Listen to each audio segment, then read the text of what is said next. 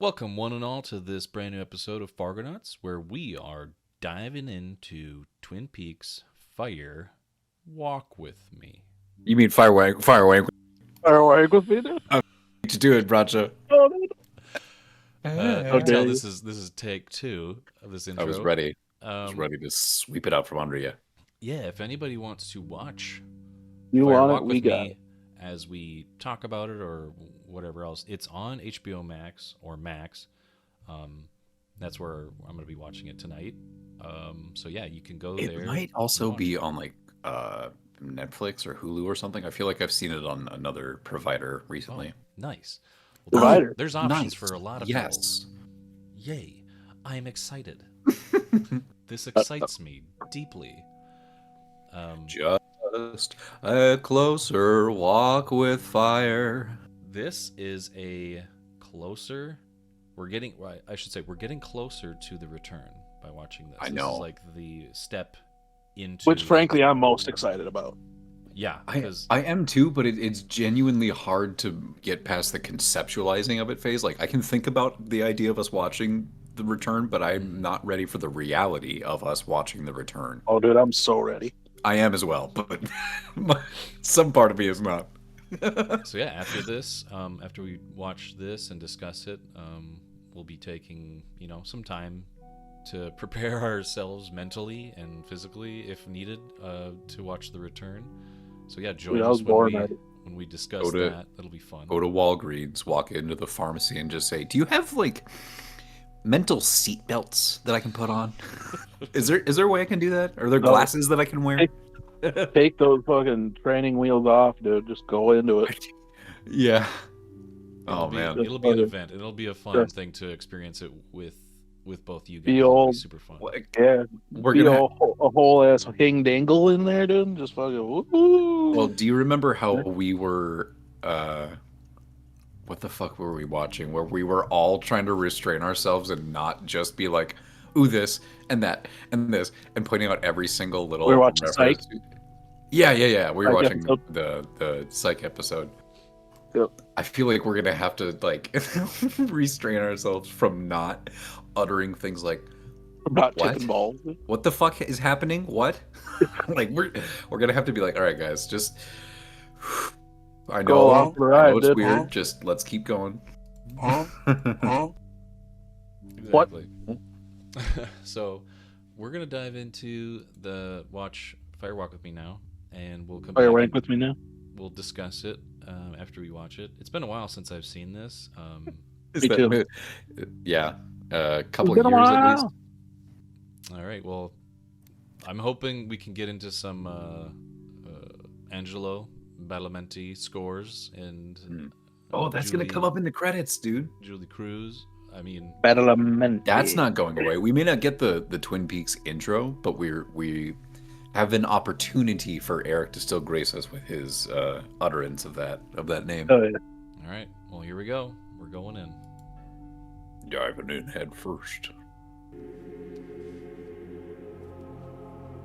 Okay, my guys. I'm just gonna say this right Yeah. away. You have to see this movie. Yeah. It's been a while since I've seen this. Been a while. And watching it after what we watched with the first two seasons of Twin Peaks, Yeah. puts a lot of the symbolism and metaphors into perspective. And Yep. if you watch this as a standalone before you even go into Twin Peaks 2, it kind of sets the stage for the events that happen, and then maybe you'll get a better perspective on what they're trying to say in this film. It does, but it's one of those weird like prequel sequels. You know what I mean? Like, Yeah. There's a lot of stuff in here that might not mean anything to you because you haven't seen the series. You know what I mean? hmm Doesn't mean you can't enjoy it and have a good time, but there's a lot of things in here that are, calling to what happened in the series, especially with, Dale stuff.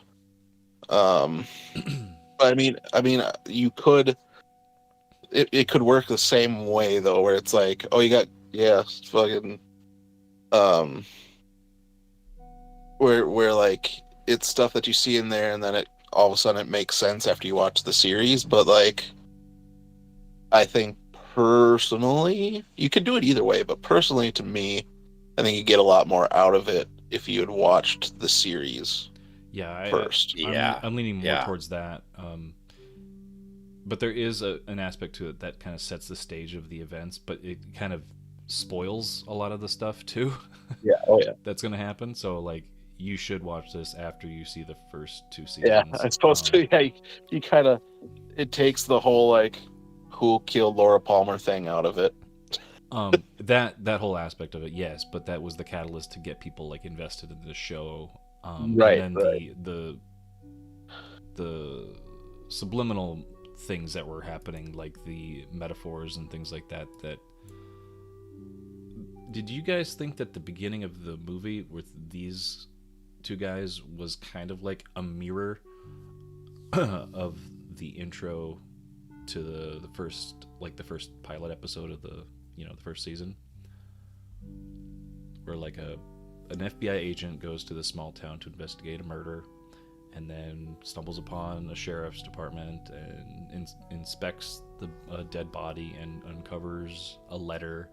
It's like beat for beat the first episode of Twin Peaks. Yeah, it feels like a pilot for something. And the fact that it's got the North Dakota connection in, like we talked, you know what I mean? That's true. Like it was the initial pilot or the show was supposed to be set in North Dakota initially. Bergen. Agent Chester Desmond out in Fargo, North Dakota. Chester Desmond out in Fargo, picking up some prostitutes on a bus or something like that. Yeah, right.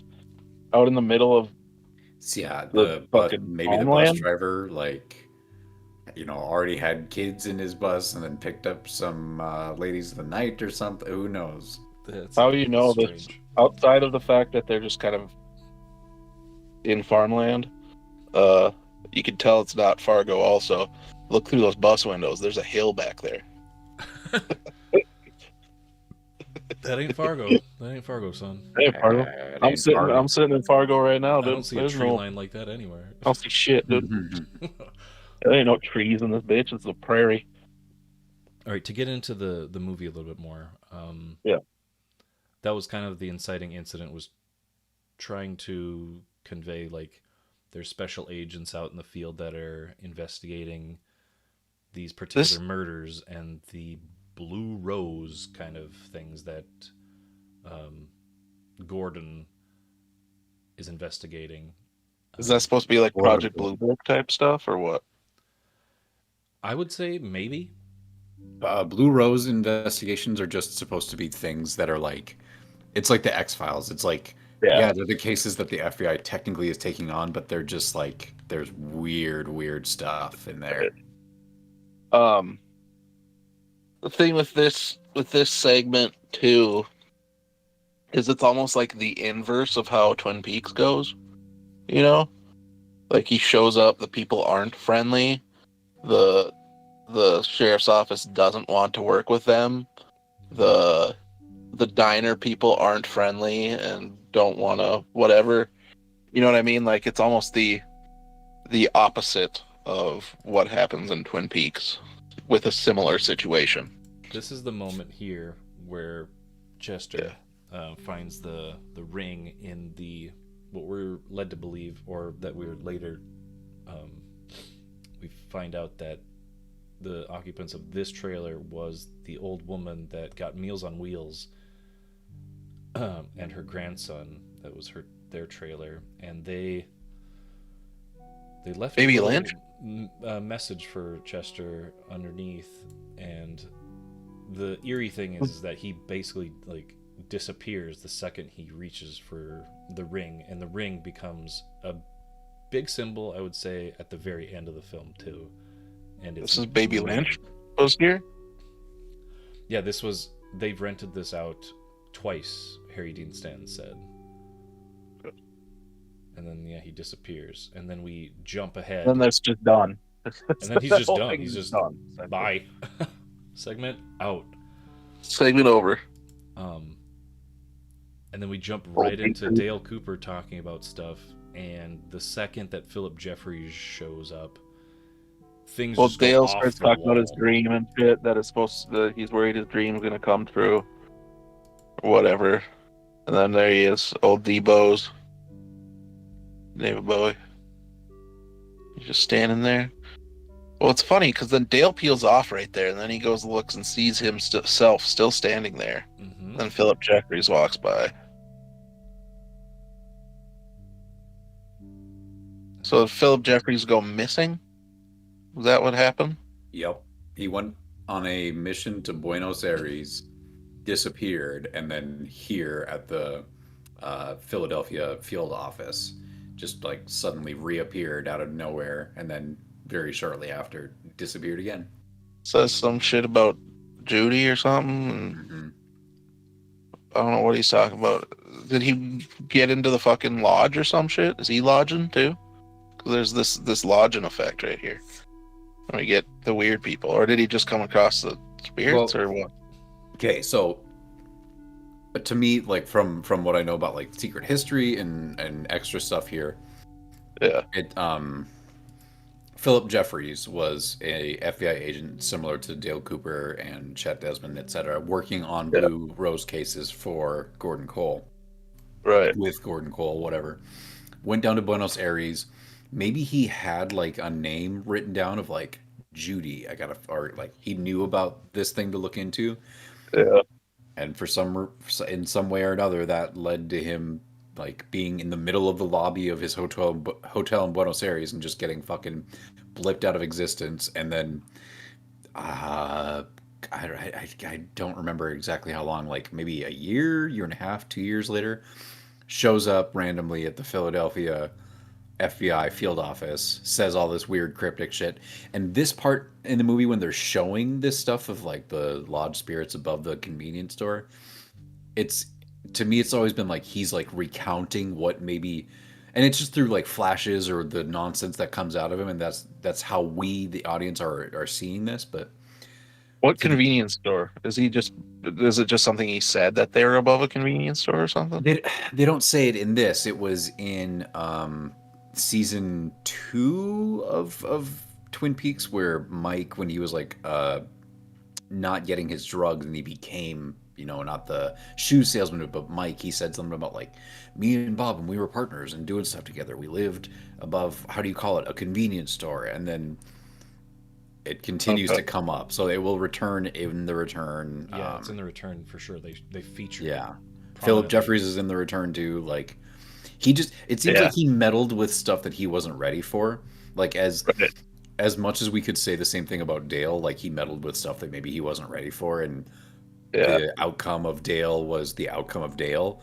I think probably the same or similar things could be said about Philip Jeffries. Like, he maybe was not equipped to deal with the things that he was going up against, and there are things that happen because of it. Right. Sounds like a lot of the Blue Rose dudes just get fucked up because you get Dale, you got Chet, you got fucking Philip Jeffries, you got whatever the fuck happened to fucking Wyndham Earl, you got fucking Wyndham Earl's a strange case too, because he was investigating, and then he was kicked out because he went too deep into it and he got too much knowledge. Like it's that age old, he's lust for power, and he fell into the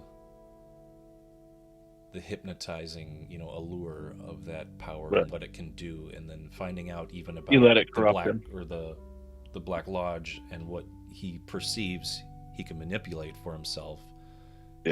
Turn around on him and bit him in the back, because I don't even think he understood the Black Lodge spirits sitting here at this table. There's fucking Bob, the Garmonbozia, Garmonbozia, some cream corn. You got the Jumping Man, this is like his first and last appearance, right? Or does he pop up in the fucking return too? No, I think the only ones that come back are like these hobos. Like they're the woodsmen that like Oh, see how that's what I he's was thinking when I saw these dudes. I was like, they kind of vaguely remind me of the woodsman from Yeah, fucking like- Return. The Woodsman, like there might even be an appearance of them in the original series. But their look kind of like shifts a little bit throughout the Yeah. years. yeah they in the return, yeah, they're all like soot. Oh, yeah. And Yeah, Soot Boys. he looks like he's The sitting arms next to in like a there, too. transistor or like some kind of radio And Bob. jukebox kind of thing. Yeah. Bob and the Arm are both in the Return also. Yeah, But, the arm has different looks to. Yeah. Probably has to do with the actor not being so such a cool dude. And then you got the old lady and fucking Baby Lynch in there too. Mm-hmm. There he is. Which I didn't, not until we were watching this when I was talking about it, did I even think about the fact that they were lodge spirits? You know what I mean? When I went back and thought about it, was like, oh yeah, they're fucking. When we first meet them in the show, they are there, and then they're just like they disappeared, and I was like, these people were never here type situation. Mm-hmm. So it makes sense. I just never thought about it back then. With this ring, I think what he's bringing up the ring. Yeah, bringing up the ring. That's not actually Baby Lynch in this one. It was a No, yeah, for it's a Firewalker, different kid. but Yeah, you could tell because he doesn't look like Baby Lynch. Yeah, the ring Doesn't look exactly like David Lynch, but a baby. I'm stuck with the ideas of what the ring symbolizes and what it Yeah. basically meant in. Is it a good thing? Is it a bad thing? Yeah, she was getting told. Laura was getting told, like, don't put the ring on by Dale in her dreams. I don't know if that was meant for like. But I guess so. Is it protection or is it like? Because it fucking disappears, fucking old Chet, right? You don't know where the fuck he goes. Don't know what the fuck happens to him. And then like Laura, I guess like it depends on how you view it. Because like when we were talking about it there, her putting the ring on seemingly stops because Bob's whole goal or whatever was to like possess her, right? To like be in her. I don't know if that's completely true. I think it was just to. He goes through cycles where she was the prime subject to get her Garmonbosia. And her, but I thought like, the end goal, this whole movie was her descent into the pain and sorrow to have Bob. I thought the goal, either that we talked about or something else, was for him to like basically find a new host. Essentially, it was to break her down so he could get in her. yeah. So And she wouldn't let him, and then her putting the ring on seemingly stopped his ability to get into her. So then he killed her. Right. That's plausible. Yeah, I can go with that. I think he was harvesting Garmonbosia from her for a long time, and then eventually because of Laura being Laura, like she's just special in some way, he wanted to take her over and possess her instead of Leland, and the ring. And you even saw in the train scene there, the train car sequence, when the mirror is on the floor and she's looking at it, she turns into Bob for a second in the mirror. Yeah, before she puts the ring on. That's very true. So he's like finally getting her to a point where she's almost destroyed and he can take her over. But she puts the ring on and stops him, so then he kills her because he can't get in her then. So like the ring, even though the ring stops him from getting in her, it also seemingly traps her spirit in the waiting room, which is either, it depends on how you look at it, a good thing or a bad thing. Like, I think it's in the end, she did a selfless act to get the other girl out of the train car by like summoning an angel spirit to tether her restraints. And then she sees in the waiting room the angel flashing in front of her saying like she actually did, like maybe she Did good, but she she's somehow trapped in yeah the waiting somehow room, right? She's not. She's not necessarily rewarded for it. She's still no, trapped she doesn't in. get to go to the Instead White of Lodge because she doesn't have a yeah, pure spirit or whatever, you know, yeah, like what. and instead of dying and moving on or whatever, she dies and her spirit gets trapped in the waiting room of the Black Lodge or whatever. So she is kind of trapped. So it's like it depends on whether you think this is a good or bad thing. I guess I think it's either. it's a bittersweet because she doesn't Yeah, give Bob what he desperately wanted, but yeah, she has to sacrifice herself for that to to happen. do it. Yeah. So it's an anti-hero kind of thing. And her spirit. She Yeah, was it's like trying to detach Bob from leeching onto her by, you know, getting into hard drugs and, you know, right, like that was something that kind of alters numb your things. mind. Yeah, so it, Get like it out. Yeah, that mind that can be feared. She was going through a lot of moments where she was like laughing when Bobby shot that deputy. yeah. And it's like, what are we gonna do? It's like, what'd you do, Bobby? Mhm. She's a mentally broken person. I mean, like at the core of this, it's like a movie about an abuse victim whose life has and the choices and the things that have happened influenced by the abuse she's gone through has just kind of systematically kind of destroyed the person that she is, right? Like like everything, yeah, basically just like how everything has turned out because of this abuse that she's gone through um has just like completely, you know, destroyed this person, destroyed this being. There's that, so that that painting or whatever, their picture on the wall there, that fucking baby Lynch and old lady gave her to, so like, oh yeah, this would look good on your wall. We're contemplating there is like, is that her like innocence? Because then she looks out and sees herself there, right? Mm-hmm. So is that like her innocence leaving her body or whatever it is? Because then afterwards she even talks about, or they say something about the innocence gets burned up first or something. Logley says Then that she, straight up to her. yeah, yep. Because then because she's different after she wakes up here. Like she starts being more edgy or something. I mean, she's already got an edge to her, but it's kind of a sad edge. But this one's like a more darker edge when she gets up. And yeah, right there. Yeah, she wears all black, tight clothes, and she goes to this party, and she gets lit a little Or bit before. yeah.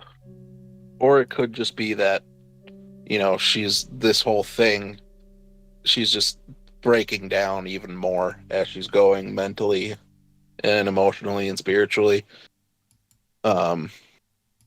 Yeah, like if you, like I said, if you're just watching this, like taking out all the weird elements or whatever, it's just a really sad, depressing story about this abused girl and where life has taken her as she kind of slowly self-destructs Mm-hmm. throughout the thing. It's really a bummer if you think about it. No, it When completely. you watch Like, the movie. it kind of puts a lot of it into perspective after watching the first two seasons, Yeah. because you kind of lose track of like what this was truly about. Was about this girl, and then Yep. you've come to realize that she went through a lot of hard situations, Terrible shit. terrible 'Cause stuff. she brings up to fucking weirdo dude in the fucking guy who plays what's his name? Dude that hangs himself. Henry. Yeah. Because she tells him that Bob has been coming in her room and abusing her since she was 12. Like all the time since she was 12. And like and that's what she's been living with this whole time. And it's gotten to a point now where she's kind of break it to Bob's plan. You know what I mean? Like, this is what Bob wants to happen. But and it's weird because like you always had this, like when you were watching the show, it's like, oh, everybody loved Laura, she's so great, whatever. And then you hear about like all the shit she was doing too, and there's this weird dichotomy in her character. And like, so it's like, was she really this sweet girl, or was she like this, had everybody fooled or whatever? And it's like, the answer now that you see it is kind of somewhere weirdly in the middle, where it's like a face she puts on, but also like she's got this weird, like with Bobby at that one point when they're outside and he's like getting mad at her, and she just kind of starts smiling at him and like joking at him, and it like fucking puts him into like a daze or some shit. And it's like she's got this thing about her that just makes people love her, you know what I mean? And like, and you don't even like, I don't even necessarily, I don't know how to react or respond or believe whatever when she's like, when she tells James that she really does love him or whatever. It's like, do you though, or are you just, Well, here's the thing. you know what I mean? You remember when we were talking about like the bare bones, or like if you strip everything away from the show, what the message that they're trying to convey is, the love and hate dynamic and the opposing odds that is fighting throughout the show.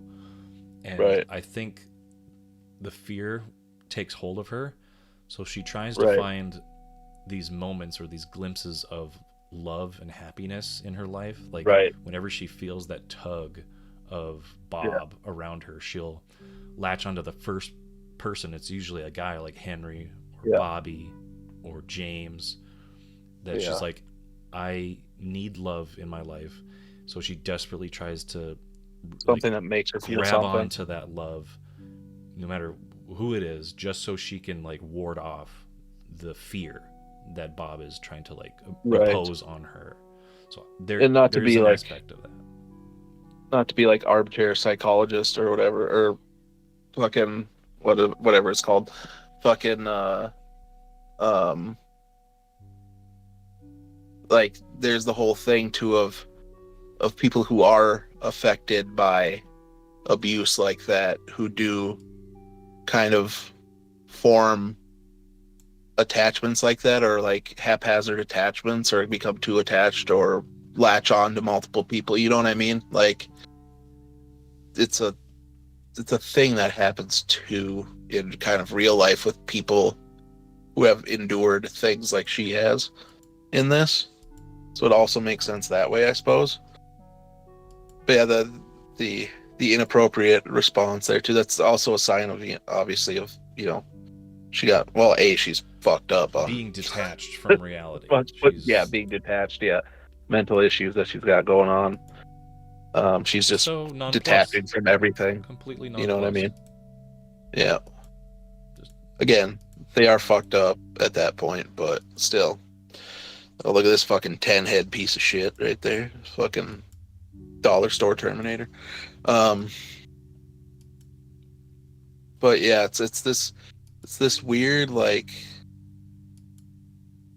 yeah, I don't know. It's one of those things where like maybe you'd expect to, like, when he finally, because you don't see much of Laura at all in the TV show, right? You get bits and bobs. That's about it. No pun intended with the bobs. She was heavily like part of the first season, I would say. But after that, it's like it's moving away from that. And well, it's mainly talking about her, right? Like, it's not a lot of actual her in the show. You know what I mean? And like, so like, and then you get these like kind of romanticized version of her, and then also the other side, the darker side, and then like you have to expect when you meet her that, like, in this story, that it's going to be this girl that they like, in like the stereotypical story thing of like endearing you to this character and like really like getting you attached and feeling for her and then whatever. But like by the time when you meet her, she's already going through a lot of things, and you see her manipulations, but also like the side effects of her thing. It's not a conventional like introduction to a character that you're supposed to care about, you Yeah, know? well, she's got everything. She's amazing. She's so like loved by everyone. You don't see a lot of that. Like But she's not yeah, in this revered a it's whole all lot, but she has friends. And, everything. Yeah, everything in this is it's dark. You know what I mean? Like you don't meet this like charming girl that you just want to, the romanticized version that you hear about in the show. You see this, you see her as a real person, right? A flawed person who's got a bunch of stuff going on, who's trying to cope with life and whatever in a horrible situation. But like, so it's weird where you're just like, oh shit, so this was Laura, right? And it's interesting. I mean, not to say you don't feel for her. You do feel for her immensely through the thing. I just meant in like the conventional sense of they build this character up to be like in other conventional stories, they build these characters up to be someone you really, really care about because of, whatever, because they're extremely likable or something like that. So that when stuff happens, that you feel bad for them, but you just kind of. And if you watch the show, you kind of inherently feel a little bad for her, but like you already feel bad for her, but I think that pretty much the whole. that moment here, yeah, that we talked about. Yeah. Um,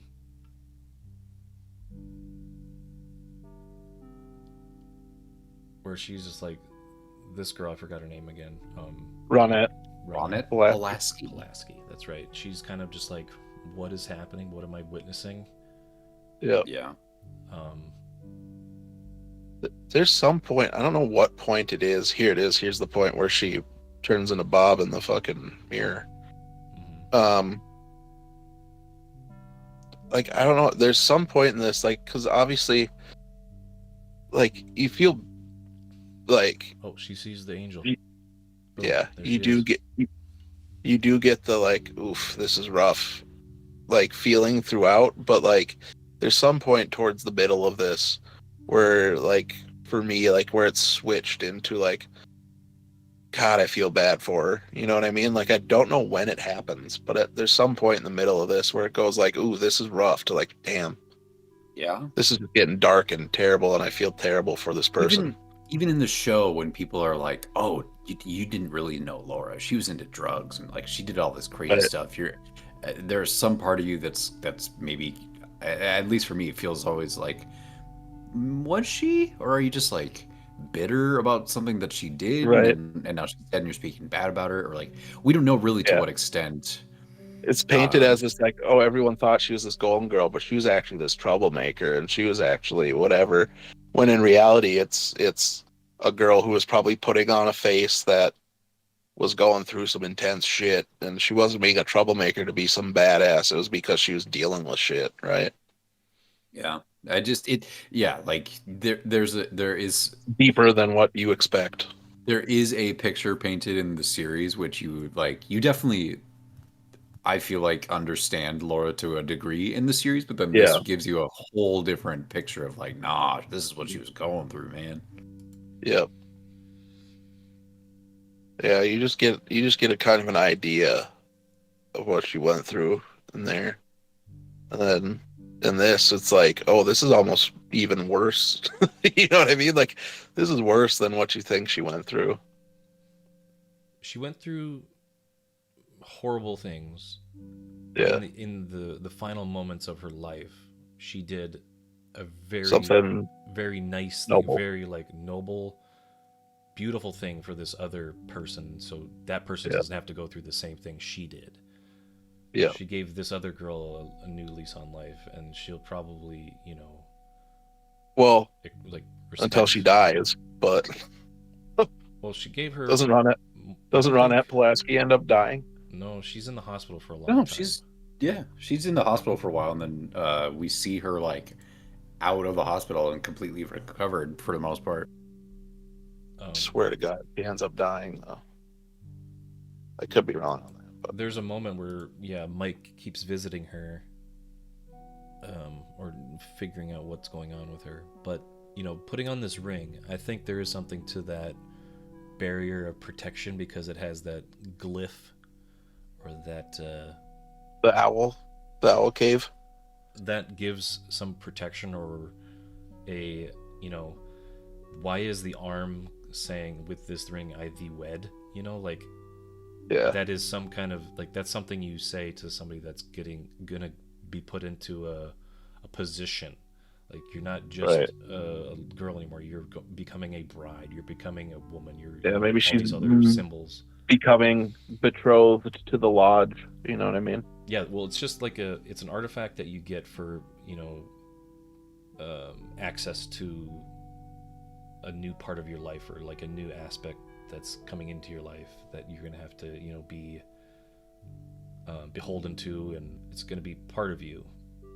Was there anything that stuck out to you, Wilson, that you never noticed before, or that like we didn't notice, Well, I don't know about what you guys didn't notice. The only thing that I or didn't, we haven't talked about? Maybe. I don't know. I think I've pretty well covered stuff because we've been on this journey together. So I feel like we're all kind of on the same mindset, Right.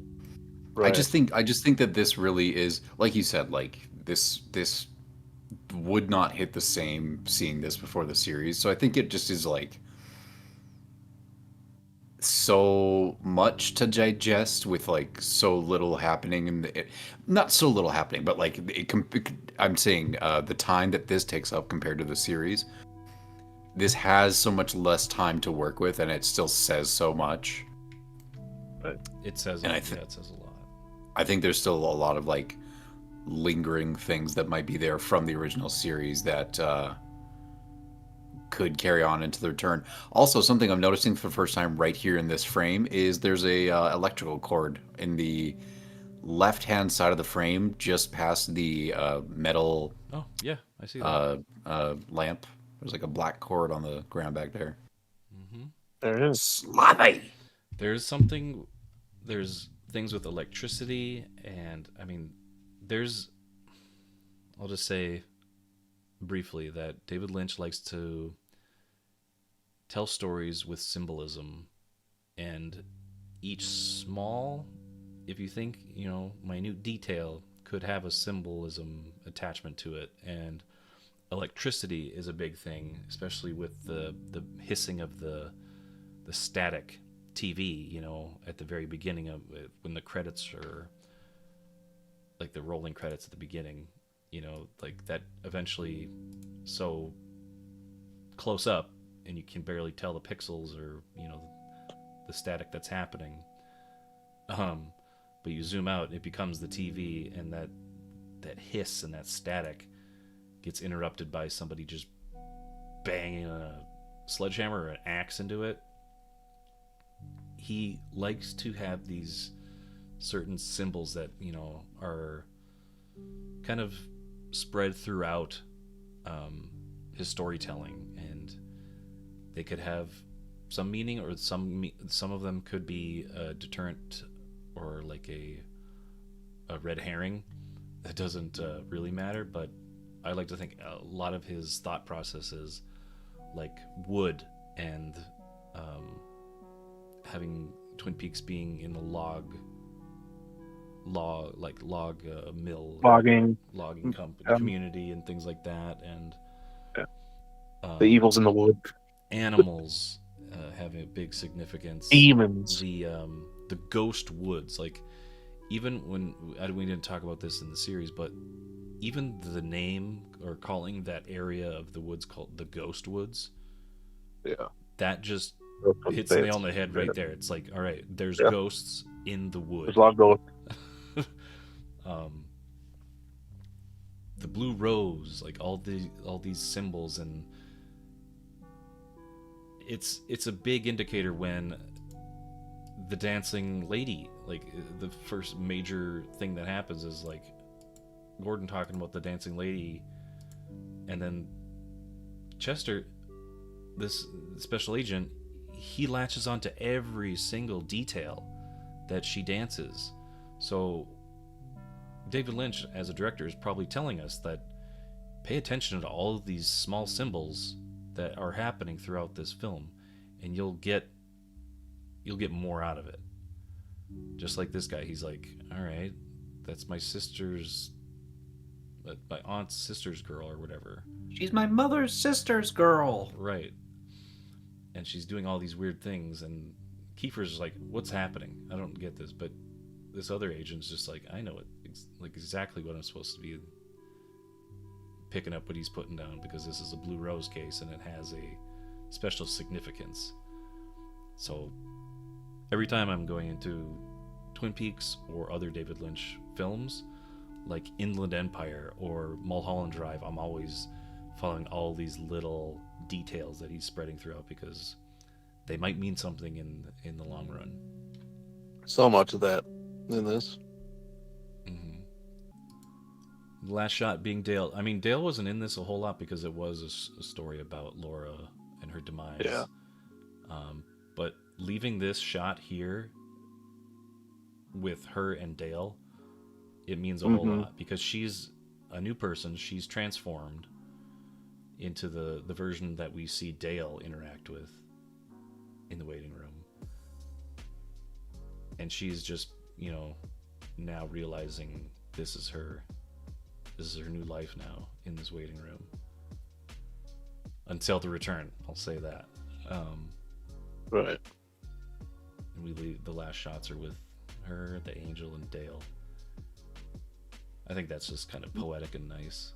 Yeah, like it is after everything harrowing that she's been through and that you've had to sit through in the movie, it is nice that it ends on this note of her smiling, seeming like she's feeling somewhat at peace because of this presence of the angel. And you're not exactly sure what it all means, but at least she's like happy, Yeah, and that's what we'll say. If anybody else out there has other interesting tidbits or trivia or their own opinions about this film, definitely let us know in the comments. There's a lot to say about it, and it's hard to put into words in our just discussion here, because it's been a while since we've seen this film, so it's fun just to get our initial takes after the long hiatus of watching it. But yeah, it's going to be kind of a bittersweet ending for us when we finally get to the return and watch those. I'm so excited. But yeah, we'll excited for the return. We'll reconvene, and we will return. The I'm so Fargonauts will excited to return to return watch to the the return. return. The Fargonauts will return. Fargonauts will return. And then end by of a the end of the Marvel movie. return, we're just like skeletons on a couch, Yeah, Yeah. just all skeletons. But yeah, let us know in the comments what you liked, what you didn't, your opinions on Twin Peaks as a whole. Yeah, don't forget to like the video, and we'll see you in the return.